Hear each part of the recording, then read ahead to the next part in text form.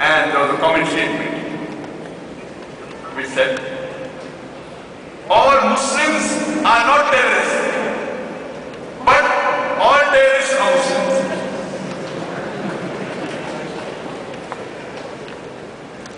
And it was very common on the media, and that gave rise to a new lecture of mine, is terrorism a Muslim monopoly? Time does not permit me to speak in detail about is terrorism a Muslim monopoly, but you're most welcome to see on the Peace TV or on our website. What is the meaning of the word terrorist? Terrorist, by definition, means a person who causes terror. For example, if a criminal sees the policeman is terrified, so for the criminal, the policeman is a terrorist. In this context, every Muslim, he should be a terrorist. Whenever any criminal sees a Muslim, he should be terrified. Whenever any robber sees a Muslim, he should be terrified. Whenever any rapist sees a Muslim, he should be terrified. Whenever any anti-social sees a Muslim, he should be terrified. Every Muslim should be a terrorist with an anti-social element. I am aware that terrorist more commonly means a person who terrorizes an innocent human being. In this context, no Muslim, no human being should terrorize any other innocent human being. We know from the media that many a times two different labels are given to the same individual for the same activity. For example, more than 60 years back, there were many Indians who were fighting for the freedom of the country. These people, by the British government, they were called as terrorists. But we common Indians, we call these people as freedom fighters, as patriots. Same people, same activity, but two different labels. If you agree with the view of the British government that they had the right to rule over India, then you have to call these people as terrorists. But if you agree with the view of the common Indians that Britishers came to India to business, they have no right to rule over us, then you have to call these people as patriots, you have to call these people as freedom fighters. Same people, same activity, but two different names. And I very often attend the media. And while having interaction with the Indian press, they ask me that do you consider Bin Laden as a terrorist? So I asked them a question. That do you consider Bhagat Singh as a terrorist? So he said no. I said why?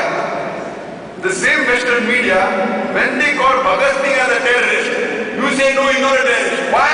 Because you know the background of the history of India's freedom. Even I consider Bhagat Singh as not to be a terrorist. But the same Western media, today, when they're calling Bin Laden a terrorist, why do you agree? Have you done research? Yes, I have. I am not here to support Bin Laden. Bin Laden is neither my friend, neither my enemy. I have met him. But I am just telling. Quran says in Surah Hujurat chapter 49 verse 6. Whenever you get information, you check it up before you pass to the third person. And he's not my friend, neither my enemy. And neither call him a saint, neither call him a terrorist. But the point to be noted is that when the British government called Bhagat Singh a terrorist, we didn't agree. Now why do you agree with them? Why these double standards? And you have several such examples. When we read the history of the American Revolution, in 1875, during the American Revolution, George Washington, he was called as the terrorist number 1 by the British government when the British were ruling America.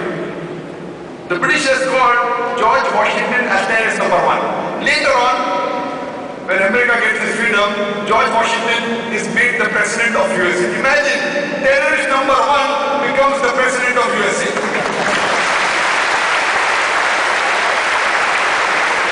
And he happened to be the godfather of all the presidents who come to take George Bush. And you find several such examples. Seven. You have the example of Nelson Mandela.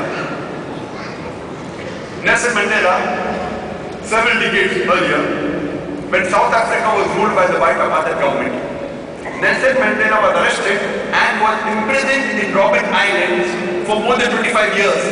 By the white apartheid government, Nelson Mandela was called as terrorist number 1. Later on, when South Africa gets its freedom and the white apartheid government is removed, Nelson Mandela is given freedom and he gets the Nobel Prize for Peace.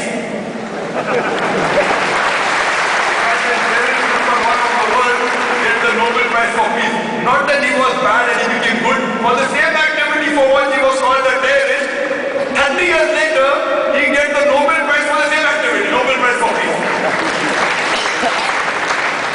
So we realize whoever is in power, whatever label that person gives, that gets stuck on to that person. This is media. Media is very powerful. According to me, it is the most important weapon today. It can convert black into white, day into night, hero into a villain, villain into a hero. This is media. Unfortunately, we Muslims, we are very backward as far as media is concerned. Our technology, you know, whatever technology is halal, what is permitted in Quran and Sunnah, we have to use it. We have to convert it to halal.